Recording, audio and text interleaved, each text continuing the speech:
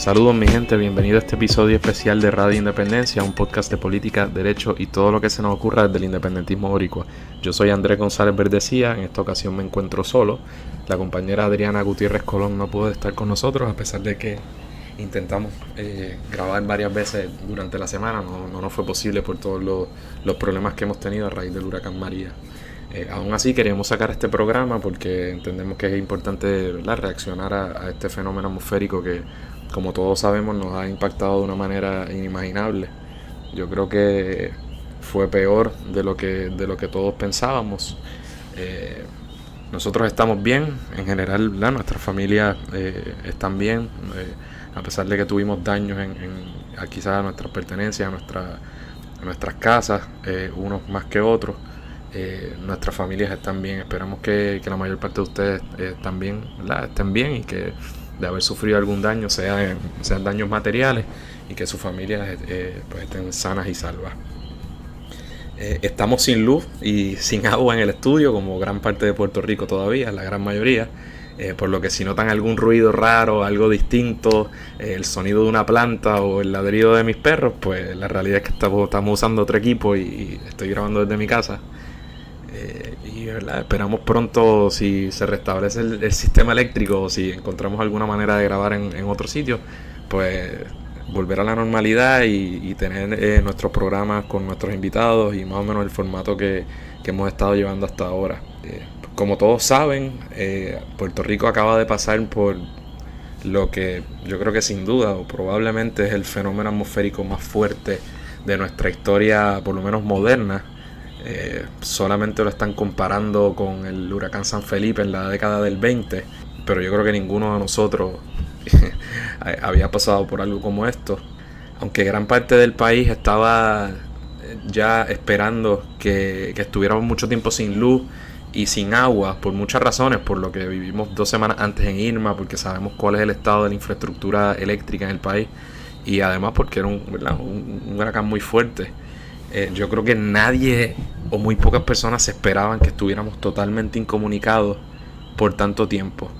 De manera que hoy ya ha pasado más de 2 semanas, todavía las comunicaciones son difíciles, todavía el estado del país, no solo en el área metropolitana, sino particularmente en las áreas del centro y las áreas rurales, es muy devastadora, muy triste. Y yo creo que para eso era muy difícil prepararse. Lo que yo creo que podemos decir fácilmente que lo que vivimos cambió y cambiará el futuro, al menos el futuro cercano de Puerto Rico. La devastación en términos económicos es difícil de calcular, pero sabemos que es de miles de millones de dólares. Todavía el número de muertes no está muy claro. Creo que se subió a 16 muertes ahora a raíz de la visita de Trump, de la cual hablaremos pronto. El número aumentó un poco, pero en realidad hay fuentes noticiosas que alegan que las muertes debidas al embate del huracán son mucho mayores, así que eso lo sabremos con el tiempo. Todos vimos también la longitud de las filas en las gasolineras, la desesperación de la gente para conseguir combustible, para conseguir diésel, que de repente se ha tornado en uno de los bienes más codiciados para poder encender las plantas eléctricas privadas de aquellos que tienen. Y de nuevo, la falta de comunicación. Yo creo que eso inicialmente fue el problema quizá más frustrante, porque uno no sabía si su familia estaba bien, si tus seres queridos estaban bien.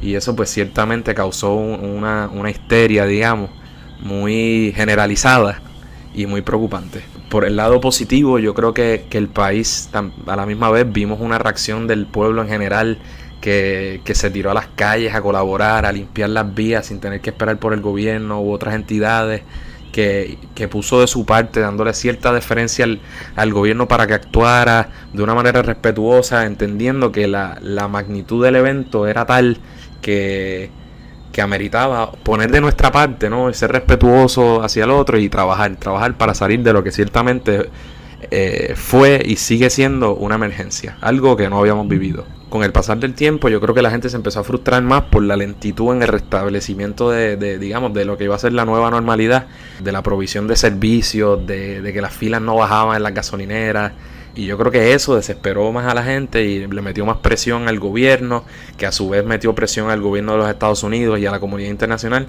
a tal punto que el asunto de Puerto Rico en las últimas semanas se convirtió en el asunto de política pública más discutida en los medios de los Estados Unidos y por tanto internacionales, cosa que rara vez sucede en Puerto Rico. Eso a su vez pues provocó unas reacciones, como podíamos esperar, muy despreciables del presidente Donald Trump, que básicamente dijo que a los puertorriqueños eran unos vagos y que queríamos que ellos hicieran todo por nosotros, cosa que obviamente no es correcto, y el que esté aquí sabe que aquí hubo un sufrimiento verdadero y que sencillamente, ¿verdad?, estamos buscando ayuda donde quiera que esté. A su vez eso llevó a gran parte de nuestro pueblo, particularmente en los medios que estaban corriendo en la radio y en figuras del Partido No Progresista, incluso del Partido Popular, a pedir la acción directa de los militares estadounidenses y que tomaran control, llamando a una militarización. A su vez se estableció un toque de queda que, si bien puede ser necesario dentro de las circunstancias, ciertamente se hizo de una manera con muy poca oposición,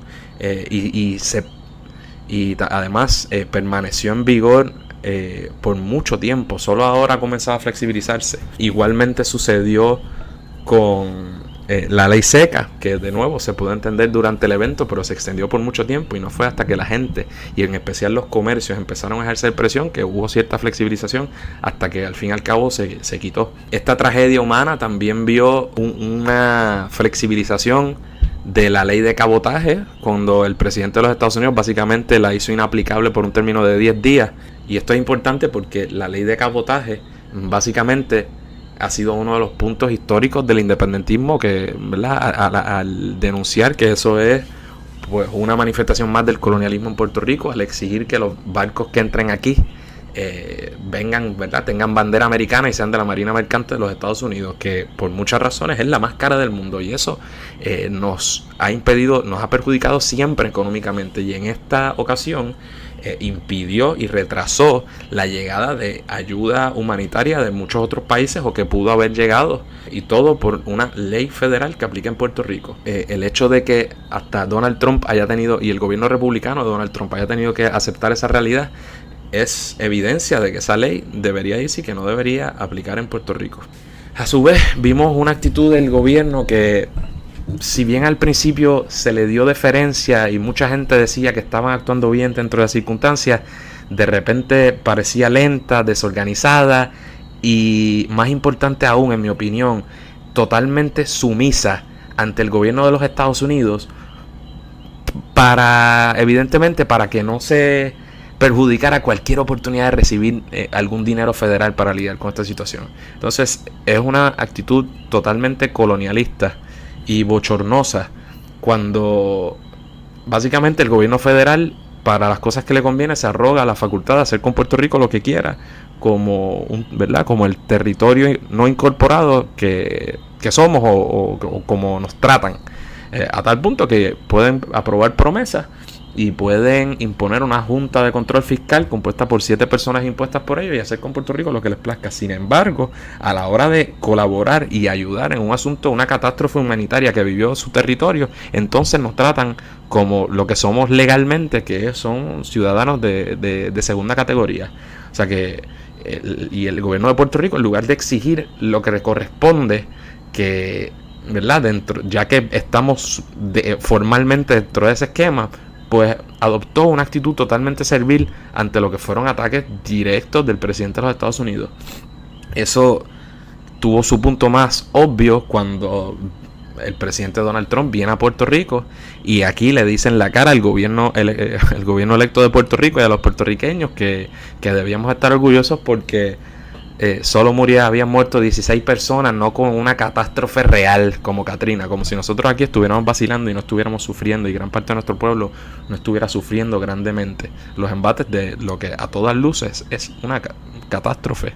Además de eso, salieron las imágenes de las portadas de los periódicos principales de él tirando rollos de papel al público como si esto fuera un juego, y a su vez haciendo unas expresiones totalmente desacertadas y bochornosas de que nosotros, que él lamentaba decirnos que le descuadramos el presupuesto, o sea, que ayudar a gente que, o como dirían los anexionistas, a los ciudadanos americanos residentes de Puerto Rico, pues es un mero inconveniente con el que ahora tiene que lidiar en su presupuesto. Lo que nos deja ver es que la respuesta federal, que ya ha sido lenta, pues probablemente no va a ser lo que esperarían la mayoría de los puertorriqueños. Y sobre este asunto es importante recalcar algo, y es que Donald Trump a veces lo tratamos como un niño pequeño, como un tonto, como, es que eso es Donald Trump.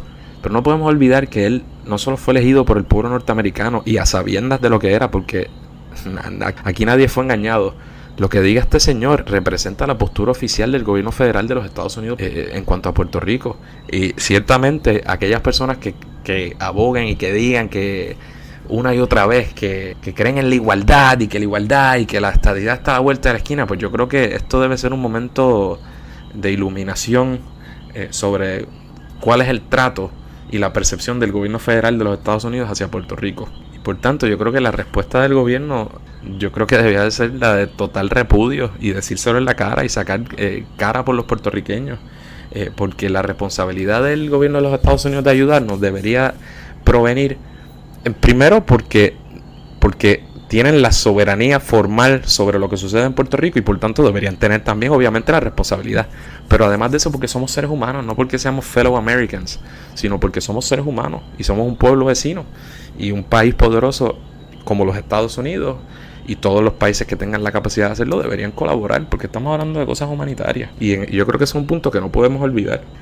Entonces, yo creo que lo que nos espera es muy difícil. Todos sabemos que es muy difícil. Ya Puerto Rico estaba en una situación económica sin precedentes, con un déficit presupuestario de que rondaban los 7,000 millones de dólares, una deuda que sobrepasaba los 72 billones, es decir, los 72,000 millones de dólares. Si algo positivo ha dicho Donald Trump ahora es que dijo que los acreedores de Puerto Rico debían olvidarse de esa deuda, así que vamos a ver qué pasa ahí. Y ahora esto se une, ¿verdad? Toda la situación que acabo de escribir, pero yo creo que no hay de otra que echar para adelante, unirnos. La gente reconoce que es una situación difícil, pero aquellas personas que estén en una posición quizás más favorable, y yo, ¿verdad?, me incluyo, pues yo creo que tenemos la responsabilidad de echar este país para adelante y de aunar esfuerzos con todo aquel que desee, puertorriqueño, americano, extranjero de cualquier otro país ¿verdad?, o de cualquier galaxia. Aquella persona que quiera contribuir al bienestar de Puerto Rico y que pueda, pues tiene, en mi opinión, la responsabilidad de hacerlo. Ciertamente habrá personas que por condiciones de pobreza o porque tienen algún familiar pues pequeño, mayor, o por las razones que sea, probablemente ahora se verán forzados a abandonar el país, y eso no es un pecado, es una realidad. No, los países, ¿verdad?, no deben ser cárceles, pero sí, yo creo que aquellas personas que de nuevo que estemos en posición de colaborar con Puerto Rico y de devolverle a este país o a esta nación lo que nos ha dado, que en mi caso pues es una educación, toda mi vida, mis amigos, es lo que soy, pues yo creo que tenemos la responsabilidad de seguir aportando nuestro granito de arena para que Puerto Rico pueda estar mucho mejor que antes, y por supuesto desde nuestro punto de vista que sea con un sistema de gobierno digno, justo, libre, soberano y solidario. Y estoy seguro de que eso más temprano que tarde va a suceder.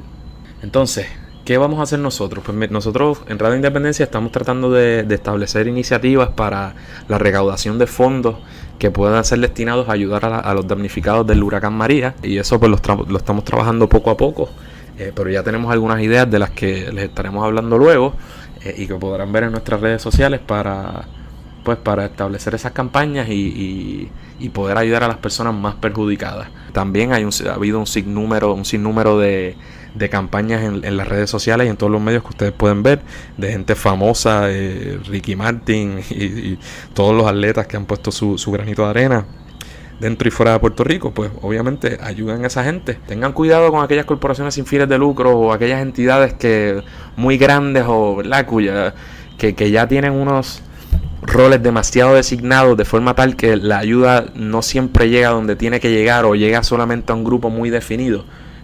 Pero la realidad es que ayude como pueda, con lo que pueda, o de su servicio, o de su dinero, de su tiempo, o por lo menos háblele a otras personas de la situación de Puerto Rico de manera que puedan colaborar y que todos podamos echar para adelante.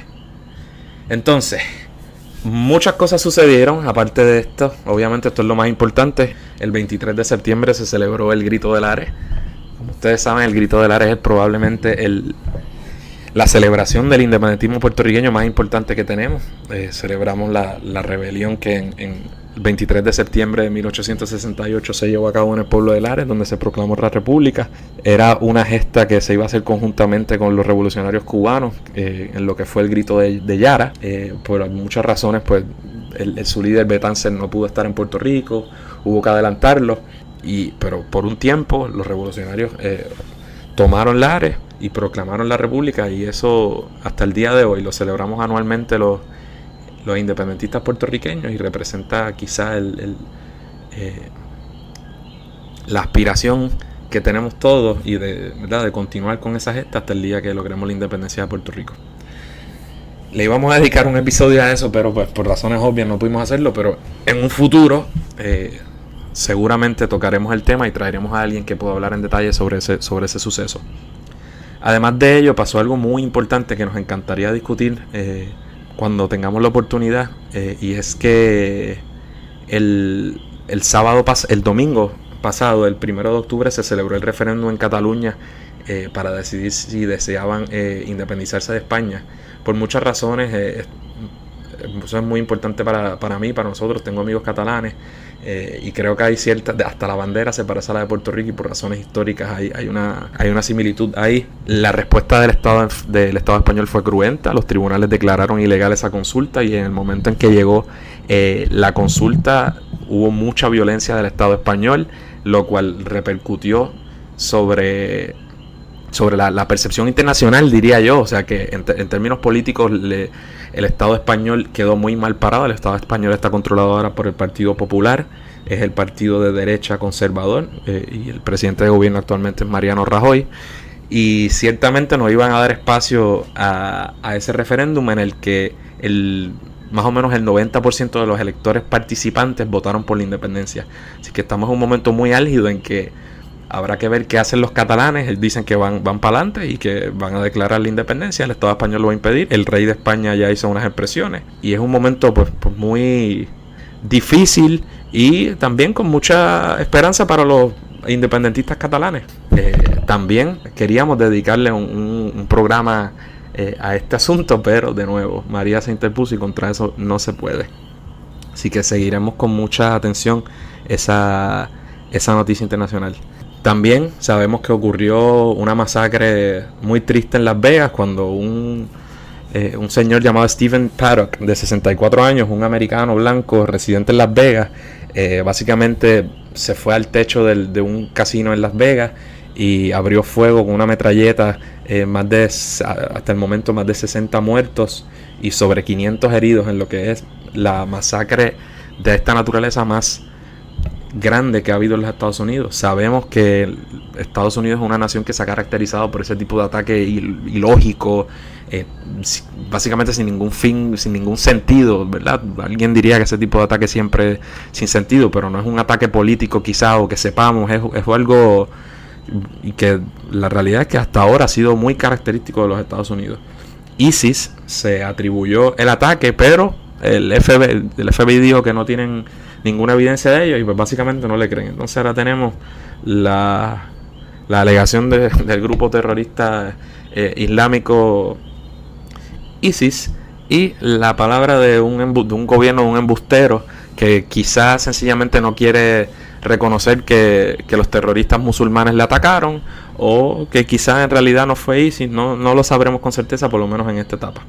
Así que eso es otro asunto que deberíamos ver es un asunto importante también en Puerto Rico, porque entonces trae el debate nuevamente de hasta qué punto deben regularse la venta y la adquisición de armas en los Estados Unidos, algo que tiene que ver con la segunda enmienda de la Constitución americana, y que es un asunto de política pública que se discute todo el tiempo y que por mucha presión, por mucho dinero del NRA, National Rifles Association, y muchos otros grupos de interés, nunca se hace nada.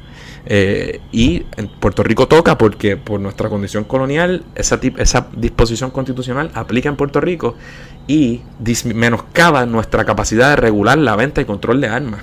Así que ese es otro asunto como tantos otros que se ven íntimamente relacionados con el asunto del estatus, y más que el asunto del estatus, con nuestro vínculo con el gobierno federal de los Estados Unidos, porque de ser estado aplicaría igualmente. Así que esa es de nuevo otra cosa que de querer cambiarla hay una sola vía, y es la soberanía nacional de Puerto Rico y la independencia. Y por último, algo quizás menos importante, yo cumplí año el 25 de septiembre, así que otra vez paso un cumpleaños oscuro, no es el primero, siempre los huracanes grandes pasan para esta fecha. Es un cumpleaños que probablemente nunca olvidaré por el contexto y porque es el primer cumpleaños en que tengo a mi hija. Pero nada, celebramos después cuando se pueda, y cuando Puerto Rico eche para adelante y pasemos al menos un poco esta etapa tan penosa y este desastre que acabamos de pasar. Así que bueno, mi gente, gracias por sintonizarnos. Pronto estará de vuelta Adriana y tendremos, ¿verdad? Tenemos muchas ideas para el mes de octubre y después, pero Radio Independencia sigue en la medida en que podamos grabar y podamos publicarlo.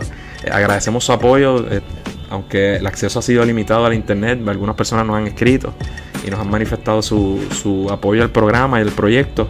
Así que hay Radio Independencia para rato. Y nada, eso es todo. Muchas gracias, mi gente. Cuídense. Para adelante.